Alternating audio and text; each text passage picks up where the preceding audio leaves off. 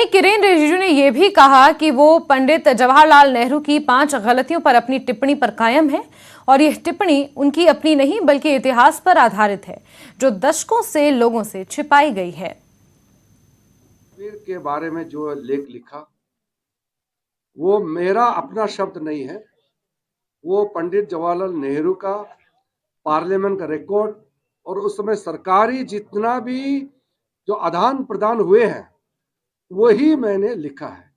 दुख इस बात की है कि सच्चाई को 70 साल से भी ज्यादा दबाया गया था, सच्चाई को छुपाया गया था, उसको मैंने लोगों के सामने में लेकर के आने का काम किया है, क्योंकि इतिहास को हम नहीं बदल सकते। इतिहास उसी इतिहास के रूप में ही पेश किया जाना चाहिए, ना कि किसी के अपने सोच के हिसाब से। इसलिए कश्मीर को लेकर के जो इतिहास दबाया गया था उसको उजागर करने का काम मैंने किया है, क्योंकि कश्मीर के लोगों ने बहुत जुल्म देखे हैं, बहुत तकलीफें देखे हैं। अब वक्त आ गया है, कश्मीर के लोगों को मरम्मत करना चाहिए, कश्मीर के लोगों के जहन में प्यार चाहिए, मोहब्बत, मदद चाहिए।